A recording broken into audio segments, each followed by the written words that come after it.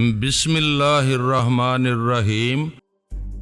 یہ کیا کہہ رہی ہو؟ میں یہاں بیٹھا ہوں، روشنا کو تو میں نے کل صبح سے نہیں دیکھا ہے، پھر تم نے کس پورس کو وہاں دیکھا ہے؟ کون روشنا کو وہاں سے لے گیا ہے؟ وہ کرسی سے اٹھ کر کھڑا ہو گیا۔ نتاشا نے کہا بات سمجھ میں آ گئی ہے، پارس تمہارا ہم شکل ہے، وہ پورس بن کر تمہاری روشنا کو بھی دھوکے سے لے گیا ہے۔ بولا پارس اسرائیل میں نہیں ہے، وہ الپا کے ساتھ کسی دوسرے ملک میں رپوش ہے، میری روشنا کو پارس کی کوئی ڈمی لے گئی ہے۔ بات ایک ہی ہے، پارس کی پلاننگ کے مطابق ایسا ہو رہا ہے۔ میں نے ایک بار پارس کی محبوبہ بلی ڈونا کو اس سے چھین لیا تھا، اس بار وہ اپنی ڈمی کے ذریعے میری روشنا کو کہیں لے گیا ہے۔ اس نے اور نتاشا نے حقیقت معلوم کرنے کے لیے نتالیا کے اندر پہنچ کر اس کے خیالات پڑھے۔ معلوم ہوا کہ وہ ممبئی شہر کے ساحلی بنگلے میں ہے۔ پورس نے کہا نتاشا یہ پارس میری چال دہرا رہا ہے، میں بھی اس کی محبوبہ بلی ڈونا کو اسی بنگلے میں لے کر آیا تھا، یہ میرا ذاتی بنگلہ ہے۔ نتاشا نے پوچھا کیا پارس یہاں آ کر بلی ڈونا کو لے گیا تھا؟ نہیں، ہم دونوں کی چالیں ناکام رہی تھیں، بلی ڈونا اس بنگلے سے نکل کر کہیں رپوش ہو گئی ہے۔ پارس مجھے الزام دے رہا ہے کہ میں نے بلی ڈونا کو کہیں چھپا دیا ہے، اور میں سمجھتا ہوں کہ خود اس نے بلی ڈونا کو کہیں غائب کر دیا ہے۔ نتاشا نے کہا بلی کے بارے میں تم دونوں ایک دوسرے پر شبہ کر رہے ہو، مگر اب روشنا کا کیا بنے گا؟ پارس کی پلاننگ کے مطابق روشنا کو ٹھیک اسی بنگلے میں پہنچایا گیا ہے۔ پورس نے کہا ایک طرح سے یہ اچھا ہے کہ میری روشنا میرے ہی بنگلے میں پہنچائی گئی ہے، لیکن وہ مکار ایسا کر کے کوئی گہری چال چل رہا ہے۔ ٹھہرو ذرا مجھے غور کرنے دو۔ وہ دونوں غور کرنے لگے، پھر نتاشا نے کہا پورس یہ ہم جانتے ہیں کہ فرہاد یہاں پہنچا ہوا ہے، اب پارس نے روشنا کو یہاں پہنچایا ہے، یہ بھی ہو سکتا ہے کہ وہ بھی اپنے باپ کی طرح یہاں پہنچا ہوا ہو، آخر وہ ممبئی کیوں آ رہے ہیں؟ پارس تمہاری روشنا کو کسی دوسرے ملک بھی لے جا سکتا تھا۔ نتاشا میں بھی یہی سوچ رہا ہوں، جب پارس کی ڈمی روشنا کو یہاں لا سکتی ہے تو ان سے پہلے پارس بھی یہاں پہنچ سکتا ہے۔ شاید میرے دشمنوں کو علم ہو چکا ہے کہ میری دعائیں رازداری سے اسی علاقے میں تیار ہو رہی ہیں۔ یہ تو بڑی تشویش کی بات ہے، فرہاد اور اس کی فیملی تمہارے اس راز کو سمجھ رہی ہے۔ کیا تم نے معلوم کیا ہے کہ تمہاری وہ لیبارٹری، ڈاکٹر اور دوائیں سب محفوظ ہیں؟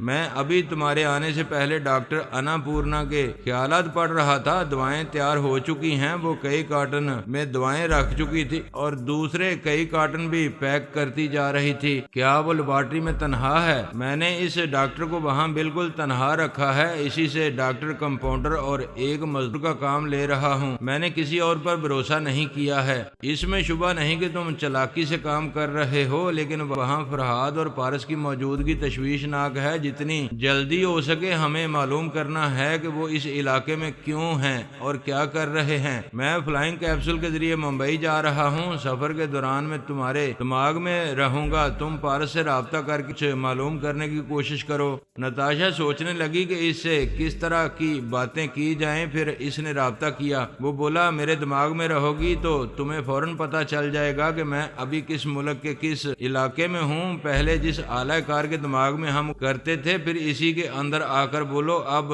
سے کیا کام اب پڑ گیا ہے۔ پارس نے سانس روک لی، وہ باہر آ کر پورس کے پاس پہنچ کر بولی وہ ایسی جگہ ہے جس کا ہم سراغ لگا سکتے ہیں، لیکن اس نے اپنے اندر رہنے کا موقع نہیں دیا۔ پورس نے کہا پھر بھی تم نے چند سیکنڈ تک جو گفتگو کی اس سے میں نے یہ معلوم کر لیا ہے کہ مجھے اس کے دماغ سے مندر کی گھنٹیاں سنائی دے رہی تھیں، وہ کمبخت بھی یہیں ہندوستان میں ہے۔ اب پورا یقین ہو چکا ہے کہ یہ باپ بیٹے میری نئی دعائیں مجھ سے چھیننے آئے ہیں، ان کے ساتھ الپا بھی ضرور ہوگی اور بھی بہت سے افراد ہوں گے، فہمی اور علی بھی ہو سکتے ہیں۔ ہاں پچھلے 1.5 ماہ سے فہمی اور علی کی خبر نہیں مل رہی ہے، پتہ نہیں وہ کس ملک میں مصروف ہیں یا بابا صاحب کے ادارے میں آرام فرما رہے ہیں۔ فرہاد اور اس کی پوری فیملی میری دعائیں چرا کر لے جانے کی کوششیں کر رہی ہے، ایسے میں علی تیمور بابا صاحب کے ادارے میں آرام نہیں کرے گا، ہمیں اسے نظر انداز نہیں کرنا چاہیے، وہ پارس سے کچھ کم خطرناک نہیں ہے۔ ہم علی کو نظر انداز نہیں کریں گے، لیکن بہرحال حال ہی میں فہمی سے اس کی شادی ہوئی ہے، وہ کہیں ہنی مون منانے جا سکتے ہیں۔ پورس کھنڈالا پہنچ گیا۔ نتاشا نے پوچھا یہ کون سی جگہ ہے؟ یہ کھنڈالا ہے، یہاں کی انڈر گراؤنڈ لیبارٹری میں دوائیں تیار ہو چکی ہیں، ڈاکٹر اناپورنا انہیں مختلف کارٹنوں میں پیک کر رہی ہے۔ اب میں اپنے 4 قابل اعتماد ماتحتوں سے رابطہ کر رہا ہوں۔ میں نے انہیں تاکید کی تھی کہ وہ یہاں رہ کر لوگوں پر نظر رکھیں، جو مشکوک نظر آئیں ان کے بارے میں فوراً اطلاع دیں تاکہ میں ان کے چور خیالات پڑھ سکوں۔ وہ ایک خاص ماتحت کے دماغ میں گیا، اسے پوچھا کوئی خاص بات ہے؟ باز کوئی خاص بات اب ہو نہیں سکتی، آپ کے حکم کے مطابق تمام دواؤں کو ٹرک کے ذریعے دوسری جگہ پہنچا دیا گیا ہے۔ وہ ایک دم سے چونک کر بولا میں نے کب حکم دیا تھا؟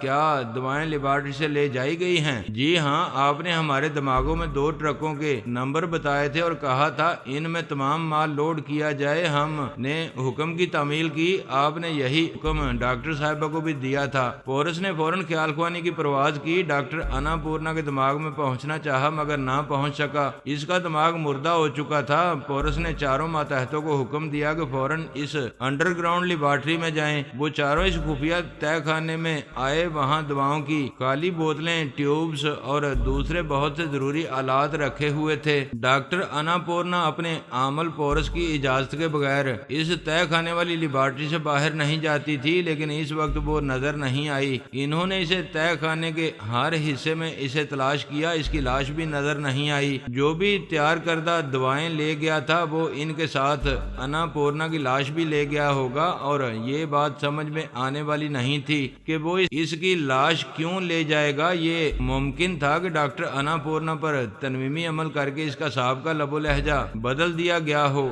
پورس بری طرح طیش میں آ رہا تھا، اس کی پچھلے 1.5 ماہ کی محنت رائیگاں جا رہی تھی۔ وہ دوسرے تیسرے دن امریکہ کے سامنے اور ساری دنیا کے سامنے فخر سے کہنے والا تھا کہ اس نے نادیدہ بنانے والی گولیاں، فلائنگ کیپسول اور ٹیلی پیتھی کو ختم کرنے والی دوائیں تیار کر لی ہیں، جبکہ دوائیں تیار کرنے والی جگہ جھاڑو پھر گئی تھی۔ چند خالی کارٹن پڑے ہوئے تھے، ایک جگہ ایک لفافہ رکھا ہوا تھا، اسے کھولا تو اس کے اندر سے ایک کاغذ برآمد ہوا، اسے کھول کر پڑھا گیا۔ اس میں لکھا ہوا تھا سوری ٹو سے میں پچھلے 1.5 ماہ سے جیر عام اسپتال کے مردہ خانے میں پڑی ہوئی ہوں۔ پورس نے غصے سے مٹھیاں بھینچ لیں۔ نتاشا نے کہا تم 12 گھنٹے تک ٹیلی پیتھی سے محروم رہے، اس دوران میں پارس نے فائدہ اٹھایا ہے۔ نتاشا یہ صرف 12 گھنٹے کی نہیں، پورے 1.5 ماہ کی بات ہے۔ کوئی عورت ڈاکٹر اناپورنا بن کر دھوکہ دیتی رہی تھی، لیکن تم نے اس ڈاکٹر اناپورنا پر تنویمی عمل کیا تھا، اسے پورے اعتماد کے ساتھ اپنی ممولہ اور تابعدار بنایا تھا، اس کے چور خیالات پڑھتے رہتے تھے۔ میں نے کوئی کسر نہیں چھوڑی تھی، ہر پہلو سے اس ڈاکٹر پر نظر رکھی تھی، اس کی پوری خاندانی ہسٹری پڑھی تھی۔ آؤ ایک بار اور ہم اس کے بارے میں معلوم کریں کہ وہ ڈاکٹر اناپورنا کے ماں باپ کے دماغوں میں گئے۔ ان کے خیالات نے بتایا کہ اس کا کلینک چونکہ ممبئی میں ہے، اس لیے وہ وہیں رہتی ہے، مہینے میں 1 یا 2 بار ان سے ملنے آتی ہے، لیکن وہ پچھلے 1.5 ماہ سے نہیں آ رہی تھی۔ فون پر کہہ دیتی تھی کہ بہت مصروف رہتی ہوں، اور یہ تو پورس جانتا تھا کہ اس نے اناپورنا کو 1.5 ماہ سے خفیہ لیبارٹری میں قید کر رکھا تھا۔ وہ اسی لیبارٹری سے پورس کی مرضی کے مطابق فون پر اپنے والدین کو اپنی خیریت بتایا کرتی تھی اور کہا کرتی تھی کہ مصروفیت کے باعث نہیں آ رہی ہے۔ نتاشا نے کہا اس پرچی میں لکھا ہوا ہے کہ وہ جیر عام اسپتال کے مردہ خانے میں ہے۔ پورس نے جیر عام اسپتال کا فون نمبر معلوم کیا، مردہ خانے سے تعلق رکھنے والے سے پوچھا کیا مردہ خانے میں کسی ڈاکٹر اناپورنا کی لاش ہے؟ اس نے کہا سوری، ہم فون پر کچھ نہیں بتا سکتے، آپ اسپتال آ جائیں۔ پورس اور نتاشا نے اس کے خیالات پڑھے، پتہ چلا کہ 2 ماہ پہلے ایک ڈاکٹر اناپورنا کا قتل ہوا تھا، پولیس قاتل کی تلاش میں تھی۔ ان کا شبہ شنکر داس پر تھا جو بینکاک چلا گیا تھا، وہاں بھی شنکر داس کا سراغ نہیں ملا تھا۔ چونکہ یہ پولیس کیس تھا اس لیے فون پر کچھ بتایا نہیں گیا۔ جب پورس نے 2 ماہ پہلے ڈاکٹر اناپورنا کو ٹریپ کیا تھا تب وہ زندہ تھی، یہ معلوم نہیں تھا کہ وہ قتل کر دی گئی ہے۔ پورس کے لیے یہ حیرانی کی بات تھی کہ اناپورنا کی پوری ہسٹری معلوم کر چکا تھا، لیکن اسے یہ معلوم معلوم نہ ہو سکا تھا کہ وہ پہلے ہی قتل کر دی گئی ہے، اور جب پہلے ہی قتل کر دی گئی تھی تو اس کے چور خیالات سے یہ کیوں معلوم نہیں ہو سکا تھا کہ قتل ہونے والی مردہ خانے میں ہے، اور پورس اب تک کسی دوسری اناپورنا کے خیالات پڑتا آ رہا ہے۔ نتاشا نے پوچھا، کیا یہ حیرانی کی بات نہیں ہے کہ تم کسی فراڈ ڈاکٹر اناپورنا کے چور خیالات پڑھ کر دھوکہ کھاتے رہے؟ پورس نے کہا، اس سے بھی زیادہ حیرانی کی بات یہ ہے کہ میں نے ترمیمی عمل کے ذریعے پہلے اس کا برین واش کیا تھا، اس طرح اس کے چور خیالات بھی دھوکہ نہیں دے سکتے تھے۔ میں نے ہر طرح سے مطمئن ہونے کے بعد اسے دوائیں تیار کرنے کی ذمہ داری دی تھی۔ پھر تو وہ فراڈ اناپورنا ایک شیطانی دماغ رکھتی ہے، اسے تم سمجھ نہیں پائے۔ شیطانی دماغ تو پارس کا ہے، وہ پچھلے دنوں خود کو مردہ ثابت کرتا رہا اور ہم دھوکہ کھاتے رہے۔ وہ ایک غیر معمولی دماغ کا حامل ہے۔ کیا اس نے الپا کو یا کسی اور عورت کو غیر معمولی دماغ کا حامل بنا کر اسے اناپورنا کی حیثیت سے پیش کیا ہوگا؟ نہیں، یہ قدرتی دین ہوتی ہے یا روحانی عمل ہوتا ہے۔ پارس نے ایسا نہیں کیا ہے۔ اس بار میری دوائیں چرانے والی کوئی اور ہے۔ وہ دونوں دوائیں چرانے والی اور ڈاکٹر اناپورنا بننے والی تک نہیں پہنچ سکتے تھے۔ وہ نہیں جانتے تھے کہ غیر معمولی دماغ اب صرف پارس کا نہیں ہے۔ جناب تبریزی نے روحانی عمل کے ذریعے فہمی کے دماغ کو غیر معمولی بنا دیا تھا۔ وہی ڈاکٹر اناپورنا بنی ہوئی تھی، اور اس کا انجواری عاشق جسے شنکر داس سمجھا جا رہا تھا وہ علی تیمور تھا۔ وہ بینکاک جانے کے بعد وہاں رپوش ہو گیا تھا۔ کھنڈالہ کی خفیہ لیبارٹری میں نادیدہ بن کر فہمی کے ساتھ رہتا تھا، اور بابا صاحب کے ادارے کا ایک بہت ہی تجربے کار ڈاکٹر فہمی کو خیال خوانی کے ذریعے گائیڈ کیا کرتا تھا کہ ان فارمولوں کے مطابق اسے کس طرح دوائیں تیار کرنی چاہیے۔ یہ طریقہ کار ابھی پورس کی کھوپڑی میں نہیں آ سکتا تھا۔ عورت خود کو چھپانا نہیں دکھانا چاہتی ہے۔ قدرت نے اسے ایسا بنایا ہے کہ جب تک وہ خود نمائی نہ کرے، جگہ جگہ اپنی تعریفیں نہ سنے، تب تک اسے قرار نہیں آتا۔ اسی لیے وہ بنتی سنورتی اور خود کو زیادہ نکھارتی رہتی ہے۔ بلی ڈونا بھی اسی مرض میں مبتلا تھی۔ وہ اس محل نما کوٹھی میں آرام سے تھی اور محفوظ بھی تھی، لیکن کوٹھی میں اسے کوئی دیکھنے والا نہیں تھا۔ وہ جے رانگا کو اپنا معمول اور تابع دار بنا چکی تھی۔ اکثر عورتیں اپنے شوہروں سے اور تابع داروں سے دادے حسن حاصل کر کے خوش نہیں ہوتی۔ اس کے پاس دنیا کے نایاب ہیرے موتی اور دیگر جواہرات تھے، جنہیں پہن کر وہ بڑی بڑی تقریبات میں جانا، بڑی بڑی بیگمات کو جلانا کڑانا اور مردوں کو دیوانہ بنانا چاہتی تھی۔ اگر ایسا نہ کیا جائے تو بیش قیمت ہیرے موتی اور زیورات کا مصرف کیا رہ جاتا ہے؟ یہ سب تو آخر نمائش کے لیے ہوتے ہیں، ان کے ساتھ ساتھ پہننے والیوں کی بھی نمائش ہو جاتی ہے۔ جے رانگا بھی بیش قیمت اور نایاب جواہرات کا دل دادا تھا۔ اس نے برسوں کی محنت سے اپنے تہہ خانے میں ان جواہرات کا ذخیرہ کیا تھا۔ خود کو گمنام رکھ کر آرام سے ایک محفوظ زندگی گزار رہا تھا۔ شراب اور شباب کی ضرورت ہوتی تو اپنی کوٹھی سے باہر، ملک سے باہر، ایک عام رئیس آدمی کی طرح ضرورت پوری کر کے واپس اپنی کوٹھی میں چلا آتا تھا۔ بہت عرصے کے بعد بلی ڈونا اسے بہت پسند آئی تھی، اس لیے اسے اپنی کوٹھی میں لے آیا تھا، لیکن یہ بات اس نے گرہ میں باندھ رکھی تھی کہ حسین اور لالچی عورت پر بھروسہ نہیں کرنا چاہیے۔ جے رانگا نے بلی ڈونا کے لالچ سے سمجھ لیا تھا کہ یہ عورت جواہرات کی خاطر اس کا گلا کاٹ سکتی ہے۔ اس نے ایک رات کے لیے بلی کے حسن و شباب کو حاصل کیا تھا، پھر اپنی ڈمی جے رانگا کو اس کے پاس چھوڑ کر چلا گیا تھا۔ یہ راز اس کا صرف ایک خاص ماتحت جانتا تھا۔ بلی ڈونا اس ڈمی کو اپنا تابعدار بنا کر اور تہہ خانہ میں رکھے ہوئے خزانے کی مالکہ بن کر خوش ہو گئی تھی۔ اصل جے رانگا ہر رات اس کوٹھی میں آتا تھا، اپنے خاص ماتحت سے خاص باتیں کرتا تھا، پھر تہہ خانے میں نایاب جواہرات کی جگہ نقلی جواہرات رکھ کر چلا جاتا تھا۔ بلی ڈونا کو اصل اور نقل کی زیادہ پہچان نہیں تھی۔ اس نے اپنے چہرے میں تبدیلیاں پیدا کی تھیں تاکہ کوٹھی کے باہر اسے کوئی پہچان نہ سکے۔ پھر ایک بہت بڑے جوہری پر تنویمی عمل کر کے اس سے اپنی پسند کے زیورات تیار کراتی تھی۔ کوٹھی سے باہر جانے کے معاملے میں وہ پارس اور پورس سے خوفزدہ تھی۔ ان کی چلاکیوں سے ڈر لگتا تھا کہ وہ کسی نہ کسی طرح اسے پہچان لیں گے۔ اس نے ٹیلی پیتھی کے ذریعے ایسے کاغذات تیار کرائے جن سے ثابت ہوتا تھا کہ جے رانگا افریقہ میں ہیروں کی ایک کان کا مالک ہے۔ اس کی بیوی شیلا کو ہندوستان پسند ہے، اس لیے اس نے یہاں رہائش اختیار کی ہے۔ اس نے جے رانگا کو حکم دیا کہ وہ کوٹھی سے باہر جایا کرے اور شہر کے بڑے بڑے دولت مندوں سے دوستی کرے اور یہ تاثر دے کہ وہ کروڑوں روپے کی لاگت سے ایک فلم بنانے والا ہے۔ اس طرح اس کے تعلقات فلم انڈسٹری کے بڑے بڑے ڈائریکٹروں، ہیرو اور ہیروئنوں سے ہونے لگے اور بلی ڈونا کو ان کے ہاں بڑی بڑی تقریبات میں جانے اور اپنی نمائش کرنے کا موقع ملنے لگا۔ وہ ابتدا میں جب بھی باہر جاتی تھی تو یہ معلوم کرنے کی کوشش کرتی تھی کہ پارس اور پورس کہاں ہیں، کہیں اس کی طاق میں تو نہیں ہیں۔ وہ دونوں اپنے معاملات میں مصروف تھے۔ اس نے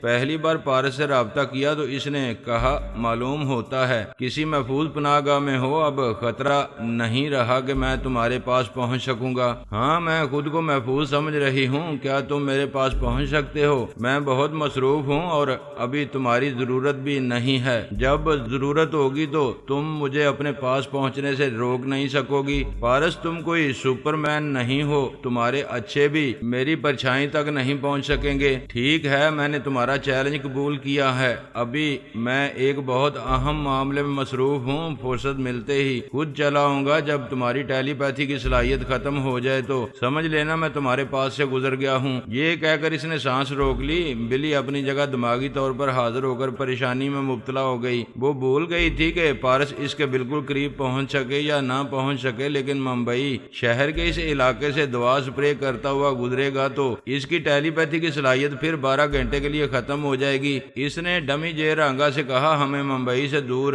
کسی پرسکون علاقے میں ایک کوٹھی تعمیر کرانا چاہیے اور وہیں رہنا چاہیے۔ وہ بولا کھنڈالہ میں ہماری ایک کوٹھی ہے، تم چاہو تو وہاں رہ سکتی ہو، بعد میں تمہیں دوسری جو جگہ پسند آئے گی ہم وہ جگہ خرید کر نئی کوٹھی تعمیر کر لیں گے۔ اسے ایسا لگ رہا تھا کہ پارس آج کل میں دوا سپرے کرنے والا ہے، لہذا جلد سے جلد ممبئی چھوڑ دینا مناسب ہوگا۔ اس لیے وہ کھنڈالہ والی کوٹھی میں منتقل ہو گئی۔ جے رانگا کے ماتحت سے کہہ دیا کہ وہ ممبئی والی کوٹھی کی نگرانی کرتا رہے۔ تہ خانے میں جو خزانہ تھا، اس کے چور دروازے کی چابی بلی ڈونا کے پاس تھی، اس دروازے کو اور کوئی کھول نہیں سکتا تھا۔ اس نے کھنڈالہ پہنچ کر اطمینان کی سانس لی۔ اسے یقین تھا کہ پارس دوا سپرے کرنے اس علاقے میں نہیں آئے گا۔ اس سے رابطہ کرنے کے باعث وہ پیش آنے والے ایک خطرے سے بچ گئی تھی۔ پورس بھی کسی پہلو سے خطرہ بن سکتا تھا، لہذا اس نے اس سے بھی رابطہ کیا۔ اسی وقت وہ تل ابیب سے کھنڈالہ پہنچا تھا۔ ابھی اسے معلوم نہیں ہوا تھا کہ اس کی تمام نئی دوائیں بھی چرا لی گئی ہیں۔ وہ ایک فراڈ ڈاکٹر انا پورنا سے دھوکہ کھا گیا ہے۔ اس سے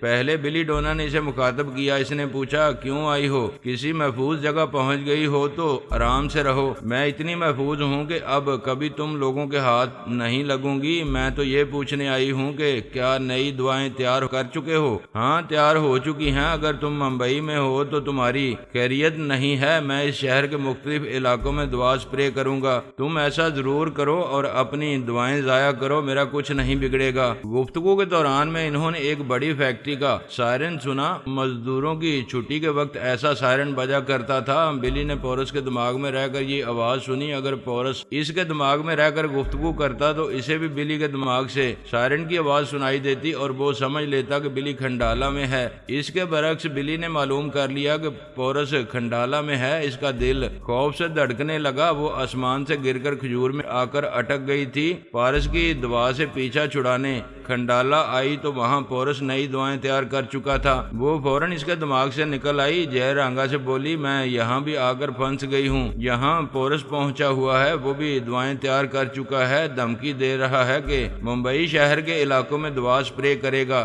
اصل جے رانگا اپنی ڈمی کے دماغ میں تھا۔ اس نے کہا تم ممبئی شہر سے بہت دور ہو، تمہیں نقصان نہیں پہنچے گا۔ اپنے دماغ سے پریشانی نکال کر سوچو کہ وہ کھنڈالہ میں کیوں ہے، کیا وہیں رازداری سے دوائیں تیار کر رہا ہے؟ ایسا ہے تو ہمیں اس کی خفیہ لیبارٹری کو تلاش کرنا چاہیے۔ تم پورس سے باتیں کر کے اس سے اپنے مطلب کی کچھ باتیں اگلوا سکتی ہو۔ اسے یہ مشورہ پسند آیا۔ وہ دوبارہ اس کے دماغ میں گئی تو اس بار پورس اس کی سوچ کی لہروں کو محسوس نہ کر سکا، کیونکہ اس وقت تاشا اس کے اندر موجود تھی۔ وہ اور پورس اس بات پر حیران تھے کہ نئی تیار کی ہوئی دوائیں ٹرک میں لاد کر کہاں لے جائی گئی ہیں، اور وہ ڈاکٹر انا پورنا جس نے تمام دوائیں تیار کی تھیں وہ کوئی فراڈ تھی اور اصل ڈاکٹر انا پورنا 2 ماہ پہلے قتل کر دی گئی تھی۔ جے رانگا بھی بلی ڈونا کے پیچھے پورس کے اندر پہنچا ہوا تھا اور یہ تمام معلومات حاصل کر رہا تھا۔ بلی بھی خوش تھی کہ اس کا ایک دشمن پورس پھر ایک بار چوٹ کھا چکا ہے۔ ایسی ناکامی کے وقت نتاشا کہہ رہی تھی پورس تم فوراً کھنڈالہ سے دور چلے جاؤ، دشمن کو معلوم ہوگا کہ تم دوائیں حاصل کرنے اور ان دواؤں کو آزمانے آئے ہو تو وہ اس علاقے میں دوا اسپرے کرے گا، تم پھر 12 گھنٹے کے لیے ٹیلی پیتھی سے محروم ہو جاؤ گے۔ پورس فوراً ہی فلائنگ کیپسول کے ذریعے وہاں سے فرار ہو گیا۔ بلی ڈونا جس کار میں آئی تھی اسی میں بیٹھ کر ہند کے کسی علاقے کی طرف بھاگنے لگی۔ وہ ٹیلی پیتھی کو ختم کرنے والی دوا سب کے لیے موت کی طرح خطرناک ہو گئی تھی۔ کوئی ایک جگہ رہ نہیں پا رہا تھا، سب اپنی جگہ تبدیل کرتے جا رہے تھے۔ جے رنگا کار ڈرائیو کر رہا تھا، وہ بیچارہ ڈمی اس کا شوہر بھی تھا اور نوکر بھی اور ڈرائیور بھی بن جاتا تھا، اس کے بیڈ روم کی صفائی بھی کرتا تھا، لیکن وہ اسے اپنے ساتھ سونے کی اجازت نہیں دیتی تھی۔ اس نے پوچھا، میڈم ہم کہاں جا رہے ہیں؟ فی الحال احمد آباد چلو، وہاں کسی ہوٹل میں آرام سے بیٹھ کر سوچوں گی کہ کیا کرنا چاہیے۔ میں تو بڑی مشکل میں پڑ گئی ہوں، سمجھ میں نہیں آتا کہ دنیا میں کون سا ایسا علاقہ ہے جہاں محفوظ رہ سکتی ہوں۔ ہر جگہ یہی اندیشہ رہے گا کہ کوئی پاگل کا بچہ اینٹی ٹیلی پیتھی دوا چھڑکتا ہوا وہاں سے گزر سکتا ہے۔ موت سے چھپنے کی کوئی جگہ نہیں ہے۔ پارس کوئی ملک الموت نہیں ہے کہ ہر جگہ پہنچ جائے۔ بابا صاحب کے ادارے سے تعلق رکھنے والے پارس کے ہزاروں کارکن ہیں، کون کس شہر میں یا کس ملک میں کس علاقے میں ہے یہ کوئی نہیں جانتا۔ ان سب کے پاس غیر معمولی گولیاں اور فلائنگ کیپسولوں کو ضائع کرنے والی اور ٹیلی پیتھی سے محروم کرنے والی دوائیں ہوں گی۔ ہاں، یہ میں بول رہی تھی کہ وہ دوائیں صرف فرہاد اور اس کے بیٹوں کے پاس نہیں بلکہ پورے ادارے کے ٹیلی پیتھی جاننے والوں اور عام کارکنوں کے پاس بھی ہوں گی۔